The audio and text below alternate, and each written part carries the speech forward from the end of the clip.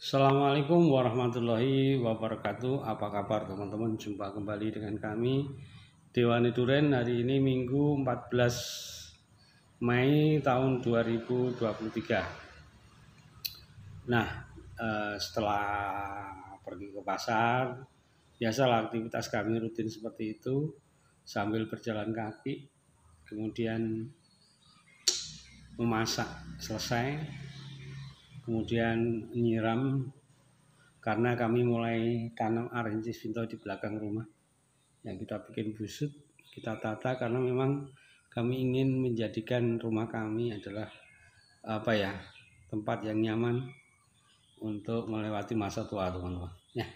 Oke teman-teman, pagi ini kami kembali akan berbagi tentang keprihatinan kami ya terhadap perdurian di Indonesia. Dalam 1 minggu terakhir ini sudah ada 4 orang telepon ke tempat kami mengatakan pohon duriannya sedang tidak tumbuh, bermasalah, ada yang baru tanam 2 bulan, 3 bulan, kenapa kok begini, ada yang sudah 1,5 tahun kok begini, ada yang 1 tahun, ada yang 9 bulan. Nah teman-teman, ini pengalaman kami ya, bukan kami ingin menjelekkan, tetapi kami ingin berbicara fakta ya. Ketika kami memutuskan berkebun durian dulu ya, kami kami belum memiliki di sini di otak kami ini belum tahu caranya gimana.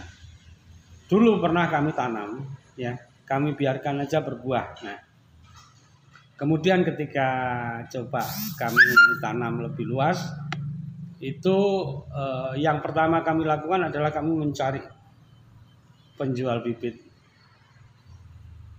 yang menurut kami amanah. Akhirnya ketemu di Banyumas, saya pergi ke sana. Tapi ketika saya tanya soal perawatan, mereka tidak bisa menjawab terlalu banyak. Ya, menurut kami, ya menurut pandangan kami tidak memiliki pengetahuan yang cukup. Ya mereka hanya berkebun berdasarkan nenek moyangnya saja. Ya, berdasarkan turun temurun itu aja. Padahal saat ini ilmu pengetahuan itu sudah sangat berkembang, sangat pesat ya. Sehingga kalau mereka tetap acuannya seperti itu ya, itu ya udah mereka selesai sampai di sana.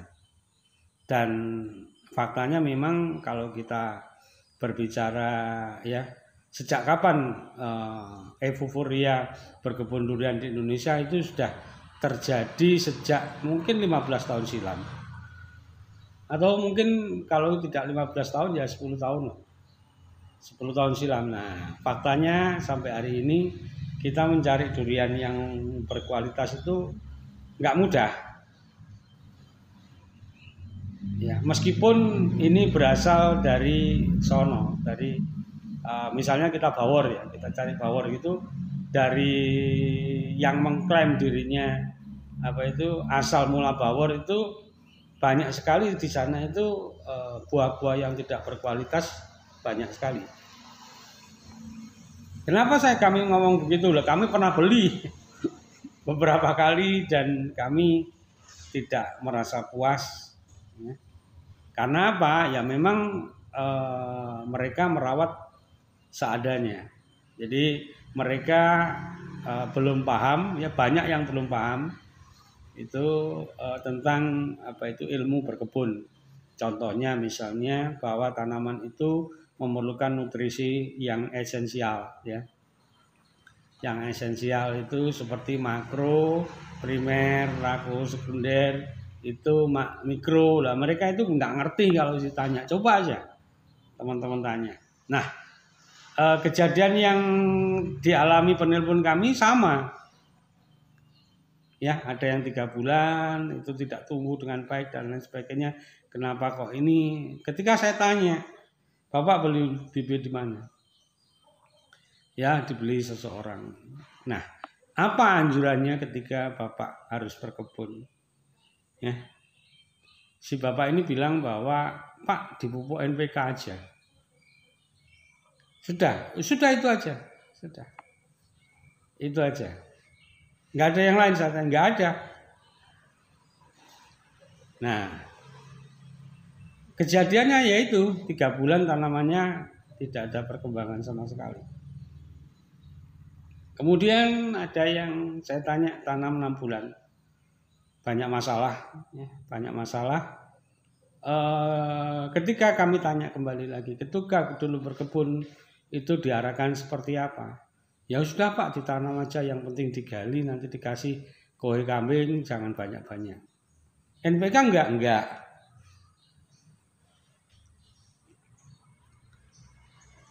Nah, ini berkali-kali seperti itu, teman-teman. Berkali-kali saya jumpai seperti itu. Jadi banyak sekali penjual bibit yang hanya sekedar saya jual, yang penting bibit saya laku. Perkara nanti di sana itu tumbuh berbuah atau tidak, mereka tidak peduli. Nah, inilah yang akhirnya mendorong kami untuk belajar, ya. 4 tahun silam ketika kami memutuskan berkebun itu kami semai bibit. Ya, kami semai bibit itu 3.000. Enggak main-main. Kami semai tepi. Nah, dari pengetahuan yang nol tentang berkebun itu akhirnya kami mencari kira-kira yang apa ya, yang berkebun ada ilmunya itu siapa sih? Ya, yang berkebun di grup di Facebook kami cari. Akhirnya ketemu grup KDB karena memang grup inilah yang diasuh oleh Pak Mulyana Ahmad yang menurut kami ya cara berkebunnya urean ilmiahnya itu masuk akal. Nah, akhirnya kami ke sana. Berlabuhnya ke sana, banyak grup saya ikut. Ada forum durian, ada semua macam-macam. Pekebun durian di Indonesia, di Banyuwangi, semua ikut. Tetapi di antara grup-grup itu hanya satu yang menurut kami ya, yang sesuai dengan angan-angan kami bahwa berkebun durian itu memang harus dasar ilmu. Nah, dari situlah kami akhirnya belajar. Kemudian belajar sampai kami memiliki tagline. Ya, tagline-nya adalah berkebun berdasarkan ilmu pengetahuan untuk bisa menghasilkan pertumbuhan yang bagus dan buah berkualitas dan berkuantitas. Itu tagline kami, ya. Di YouTube teman-teman bisa lihat. Ya, dari sanalah akhirnya hati kami tergerak untuk berbagi, ya. Ya, kami belajarnya dari mana? Pertama, teman-teman, ya dari grup KDP, kemudian dari itu penyuluh pertanian lapangan yang orang Kalimantan itu kami belajar. Karena basicnya dari sana. Dari 2 inilah akhirnya kami ketemu dengan Durian Academy yang diasuh oleh Sifu Lim Sinki. Nah, dari 3 inilah kami akhirnya belajar dan fokus kami, ya. Dari grup Pak Mul itu hampir 90%, ya, 80% lah mempengaruhi cara-cara kami dalam berkebun dan kami praktekkan di lapangan. Dan hasilnya teman-teman bisa lihat terjadi perubahan yang sangat signifikan. Ya, karena memang ada ilmu. Nah, dari situlah akhirnya kami tergerak untuk berbagi. Ya, tergerak untuk berbagi di Facebook, ya. Karena kami merasa prihatin. Nah, di samping itu kami juga ke depannya itu kan kami semai bibit, teman-teman. Ya, kalau tanaman kami jelek, siapa yang mau beli? Nggak ada.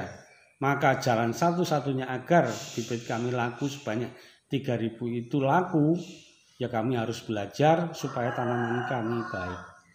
Nah, begitu tanaman kami baik, mereka akan bertanya bagaimana cara merawatnya. Nah, pertanyaan kan begini, apakah setiap pembeli di tempat kami yang mengikuti SOP kami?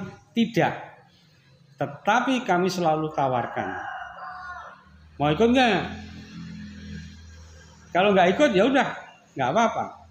Tapi nanti biasanya gini, kalau mati ada yang mati 6 bulan karena tidak ikut SOP kami, pasti tidak akan kami ganti. Ya, kami penjual bibit garansi teman-teman, 6 bulan nggak bagus mati kami ganti kalau mengikuti SOP kami dengan baik. Yang mengikuti ada. Yang tidak mengikuti banyak. Ya nggak apa-apa. Jadi kami selalu tawarkan karena memang ada yang mengatakan bahwa SOP kami mahal. Iya benar. Karena memang cara berkebun durian yang baik seperti itu. Sering kami katakan bahwa di Malaysia jauh lebih baik dari SOP biaya jauh lebih besar ya biayanya daripada yang kami kerjakan di Banyuwangi. Mereka jauh lebih besar teman-teman. Saya mengatakan 6 juta aja dibully se-Indonesia. Ya dah. Ada teman saya baik sendiri juga pernah, oh mahal amat. Begitu tahu dia pergi ke Malaysia, di Malaysia bagaimana cara merawat dan mereka baru sadar. Ya, mereka baru sadar. Nah, pertanyaan kan begini. Ya. Apakah kalau dirawat dengan baik itu duriannya hasilnya bisa baik? Insya Allah. Karena kami yakin teman-teman ya, banyak kemarin ada yang bertanya, Pak, durian itu daunnya tidak harus bagus. Saya jawab, kalau durian daunnya tidak bagus, bagaimana dia bisa berbuah dengan baik? Bagaimana dia bertumbuh dengan baik? Coba sih tanyakan kepada petani melon, petani semangka itu. Ya, mereka prioritas utama ketika ingin menciptakan buah durian yang bagus itu adalah daun. Karena apa teman-teman? Di dalam daun itu ada namanya klorofil. Nah, di dalam klorofil inilah ya karbohidrat sumber makanan yang dibutuhkan oleh tanaman dimasak, diolah lewat fotosintesis. Ya, ini. Jadi daun itu memiliki peranan yang baik. Dia bisa menciptakan pertumbuhan yang luar biasa. Dan kami yakin bahwa dengan daun yang baik, ya daun yang berkualitas, indeks klorofil tinggi itu bisa menghasilkan buah yang berkualitas. Kami percaya karena memang ya disitulah sumber makanan tanaman itu diolah, dimasak. Ya, diolah dan dimasak. Nah, kembali lagi ke sana tadi. Jadi banyak sekali pembibit yang tidak memiliki dasar ilmu pengetahuan. Mereka hanya jual. Nah, celakanya banyak juga pekebun yang nggak ngerti. Ketika memutuskan berkebun itu yang ada di otak mereka itu bahwa pohon durian itu ditanam seperti pohon rambutan, pohon mangga, pohon kelapa. Setelah tanam dibiarkan tumbuh sendiri, tidak. Karena itulah buah durian mahal. Ya, karena memang butuh perawatan, ya, butuh kesabaran dan jangka waktunya berbuah itu cukup panjang. Ya, cukup panjang. Banyak teman-teman yang bertanya kepada kami, Pak, kenapa tanaman kami tidak sebagus punya Bapak? Nah, kenapa? Ketika kami tanya juga riwayat perawatannya seperti apa ya? Seadanya. Bagaimana bisa tumbuh dengan baik kalau kita rawat dengan seadanya? Diri kita pun kalau kita ya makanan yang kita makan nilai gizinya nggak ada, gimana kita bisa tumbuh? Ya. Jadi banyak sekali penjual bibit itu yang nggak ngerti nih bahwa tanaman itu memiliki butuh nutrisi. Butuh makanan. Makanannya apa? Makro, mikro tadi itu makanan pokok, esensial. Nah kalau dijawab banyak, NPK saja. Lah NPK itu hanya mencukupi 3 aja. Nitrogen, fosfor sama kalium. Magnesium, ya kalsium, sulfurnya mana? Enggak ada.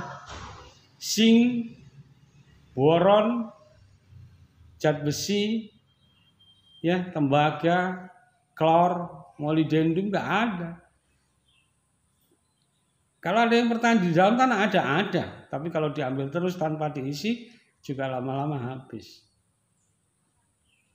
Ya. Itulah teman-teman. Jadi sekali lagi, nah ketika teman-teman memulai untuk memutuskan berkebun durian, teman-teman juga harus membekali pengetahuan, setidaknya ada di benaknya, jangan seperti yang kami dulu. Ya. Tuh, itu sebagai bekal utama. Kemudian ada juga yang bertanya begini, "Loh Pak, durian di hutan itu kan dibiarkan aja juga bisa tumbuh." Nah, taunya teman-teman yang bisa tumbuh kan yang sekarang bertahan, yang sudah gede-gede itu.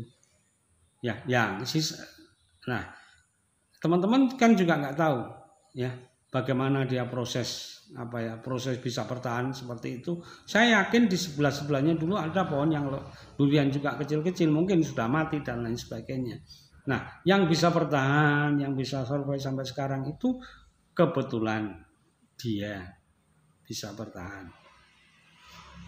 Mereka memang tidak perlu tidak ada istilahnya campur tangan manusia supaya mereka tumbuh, tidak ada. Tetapi teman-teman harus ingat bahwa ya daunnya, rantingnya itu akan jatuh dan menjadi pupuk. Kemudian buah duriannya tidak ada yang ngambil, kulitnya juga di situ terjadi pembusukan, akhirnya kembali lagi menjadi sebuah nutrisi bagi mereka. Nah, ketika buahnya sudah mulai diambil, dijamak oleh manusia, ya mereka saya yakin akan lama-lama bermasalah. Ya, lama-lama pasti bermasalah. Karena apa? Yang jelas akan kekurangan nutrisi. Ya, karena sebagian dari yang seharusnya menjadi nutrisi diambil. Nah, pertanyaannya kan juga begini. Sekarang namanya teknologi sudah berkembang cukup pesat. Apakah kita hanya akan bertanam seperti nenek moyang kita dulu? Iya kan? Padahal sekarang ada teknologi pembuatan pupuk, malah terakhir itu teknologi nano dan lain sebagainya. Nah, kalau kita nggak ikut seperti itu, nggak ikut berkembang juga, tidak ikut mengikuti ilmu pengetahuan, ya jangan salahkan alam lagi, salahkan diri Anda yang tidak mau mengubah dirinya menjadi lebih baik seiring dengan perkembangan zaman. Anda sekarang sudah pakai handphone, ya, pakai motor, pakai mobil kemana-mana, ya, naik pesawat. Nah, kok masih dalam cara berkebun mengikuti cara-cara nenek moyang kita yang tidak ada teknologi, itu. Kalau babat rumput ya cukup dengan sabit. Padahal sekarang ada alat pemotong rumput. Ya kita akan semakin ketinggalan. Ketinggalan dengan siapa? Ketinggalan dengan pesaing-pesaing kita yang jauh lebih maju karena mereka melihat pikirannya terbuka untuk berkembang menjadi lebih baik. Oke teman-teman, itulah yang kami bisa bagikan. Sekali lagi, ketika Anda memutuskan untuk berkebun durian, hati-hati, pelajari karakteristiknya, kemudian tentukan ya membeli bibit di mana. Syukur yang dibeli bibit itu memiliki pengetahuan yang baik dalam berkebun durian. Assalamualaikum warahmatullahi wabarakatuh.